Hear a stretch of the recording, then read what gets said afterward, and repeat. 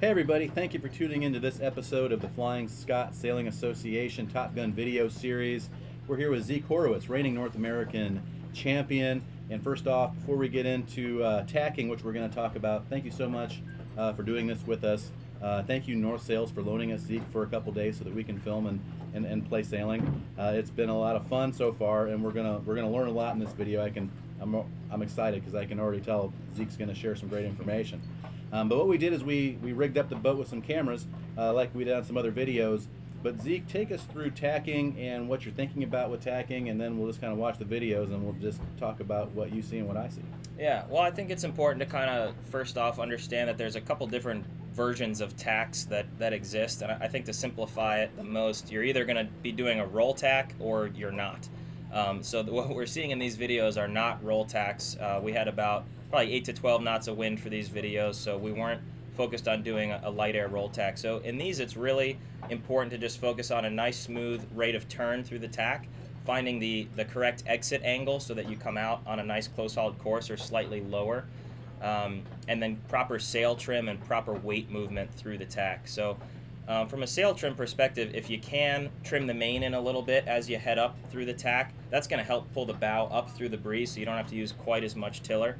And then what you'll notice, like right there, my eyes are looking forward at the telltales on the jib as we complete the tack. So I'll steer up through the tack, and I try to keep my body facing forward, my eyes forward on the telltales, because it's super important to hit the right exit angle. So right there, I'm just staring right at the telltales on the jib so that I know that I'm not overturning, but I know that I'm also not underturning and not going to complete the tack enough. And from there, you know, my dad, the handsome gentleman up front there, is doing the jib. It's super important to make sure that you don't come out of the tack with a lot of weather sheet on, but a nice smooth transition on the jib. Error on having the jib a little bit under trimmed as you get out of the tack, having the jib slightly under trimmed and the main a little bit eased when you finish the tack is going to have both leeches pretty open, and that helps the boat accelerate once you finish the tack. You're always going to slow down in the tack, but getting back up to speed as fast as you can is really crucial. So slight ease on both sails as you come out of the tack. Body weight wise, you'll see my dad goes a little bit before me just to have an easier time switching the jib over. And I just want to make sure as a skipper that the boat's going to get a little bit of leeward heel, new leeward heel. So on the new tack, it'll have a little bit of leeward. And I'm just timing my cross so that I'm not getting over there too early and the boat's going to be over flat as we come out. You want it to be mostly flat or a little bit of leeward heel on the new tack. So you're kind of timing your cross with how heeled up the boat is.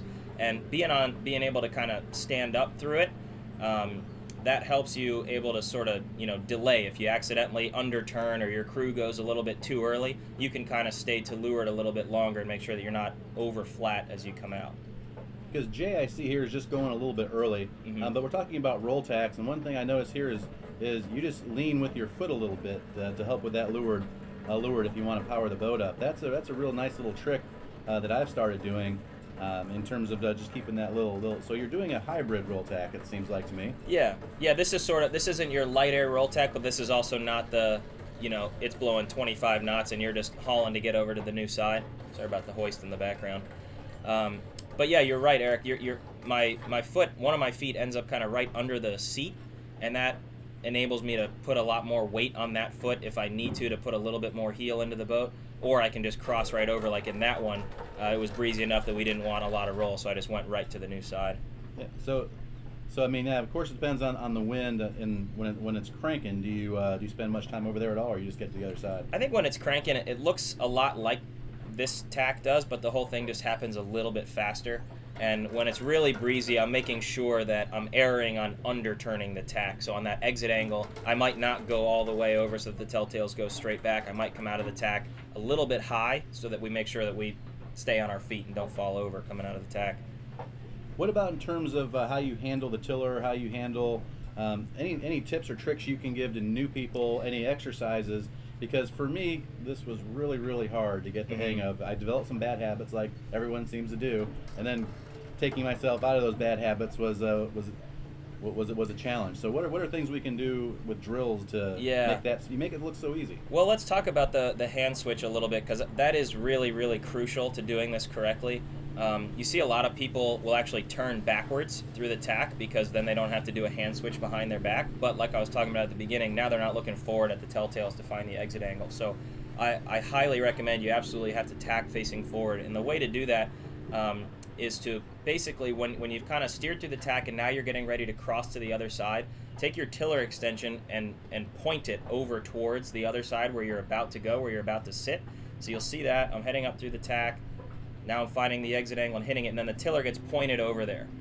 And it points to the new side where I'm about to go sit down, and I don't change hands until I actually do sit down.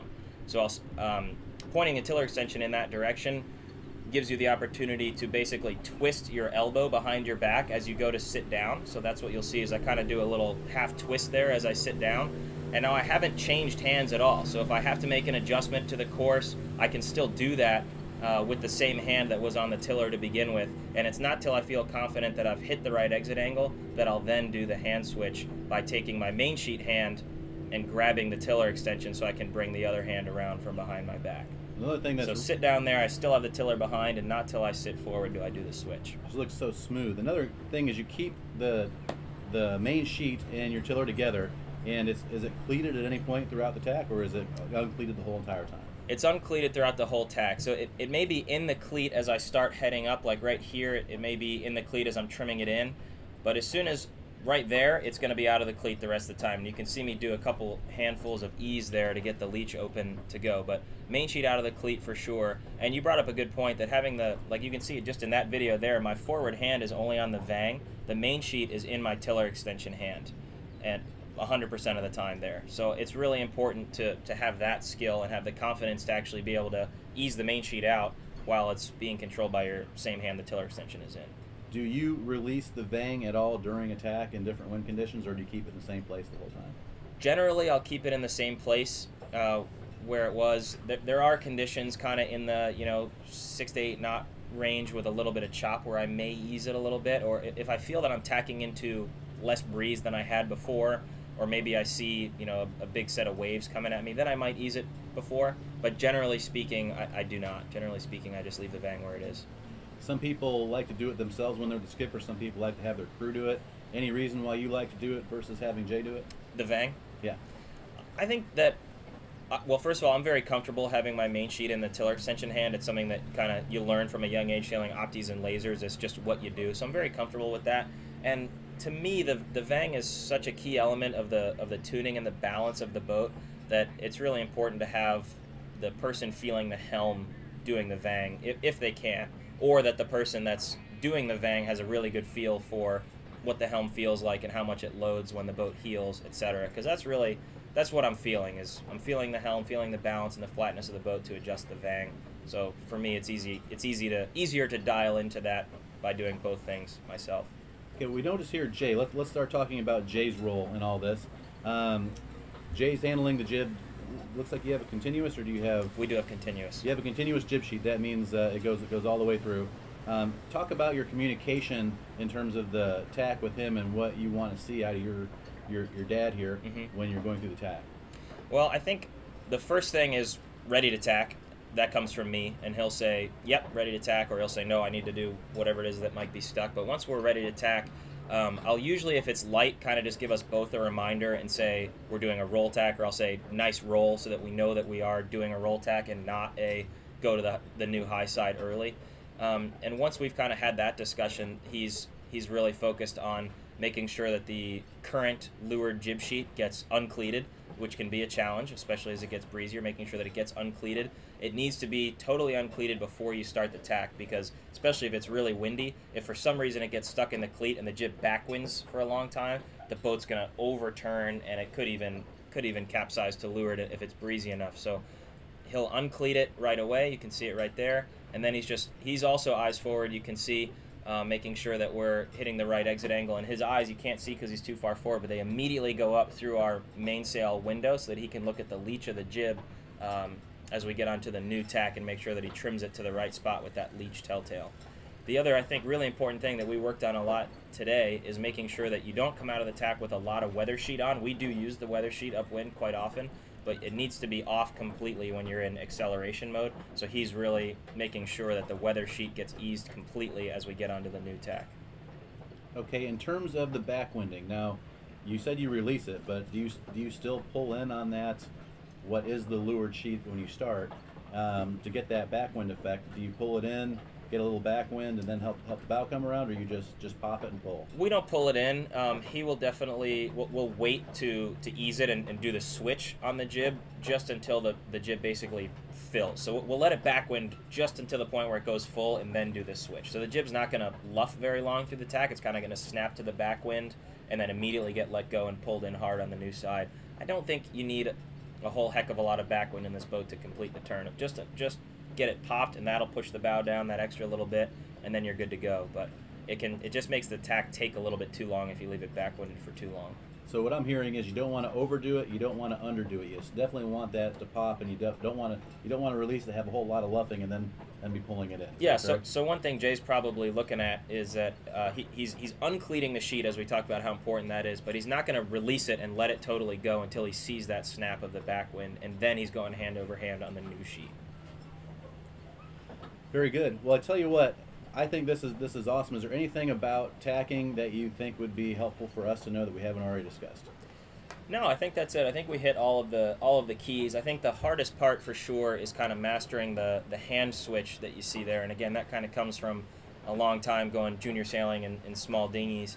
But just have the confidence to, and one of the drills that you can maybe do is, like I was talking about, you point the tiller extension over to the new side where you're about to sit, and then take your whole body over there facing forward and sit down. Don't even think about switching hands until you've sailed straight for a little bit. And you'll be surprised how easy it actually is to sit there on the rail with your body facing forward and your tiller extension behind your back and sail the boat straight. You have enough ability to turn if you need to, and then it's really easy to just twist the rest of the way around by bringing your main sheet hand back to that tiller extension and then doing the switch. So the key there, get comfortable sailing with the main sheet in your tiller extension hand.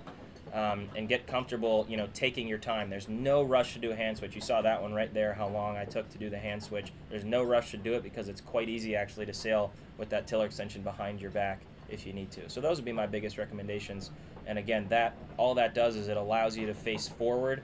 It allows you to focus on the jib telltale so that you know you're hitting your exit angle and doing your sail trim correctly so that you can re-accelerate coming out of the tack. One thing that I thought helped me a lot is that you can do these on shore very easily. Good point. Talking about your footwork, your positioning, it's a great practice session for me, or it was, when even I still do it sometimes if I haven't been sailing for a little bit. Just go through the motions on shore when the wind dies or it's Absolutely. Not raining. I don't want to be doing that. Yeah, in the don't rain, do it in the rain. But no, I think that is an exceptional point. You can just go sit on your trailer, get your boom hoisted on the main halyard if you want to make it realistic, and have your tiller on the rudder, and you can just go cross sides of the boat for 2 hours until you feel like the hand switch is right. And it'll make it a lot easier when you get out on the water. That's a good idea. Yeah, watch this video and learn to do it right the first time. If you're new at sailing, don't do what I did and do it wrong and have to teach yourself out of the wrong way to do it. So, but Zeke, I think what we're going to probably do is look for some opportunities, maybe get you in a roll tack in the future. We're going to have some more conversations on a lot of different things. If you haven't already checked out our other videos, we've got jibing, we've got sail trim, we got more coming down the pipeline. Thank you so much again for your time. Thank you, North Sails, for loaning us Zeke for a couple. We've done this 4 or 5 days now. Yeah. At some point, having a lot of fun learning with the professionals. Congratulations again on your North American Championship, and it'll be fun to watch you defend that in the upcoming year. And we'll see you soon. Yeah. Well, thanks, Eric. Kudos to you for making all this happen. We wouldn't be here without you. So this is really fun. We're always happy to help. Thank you.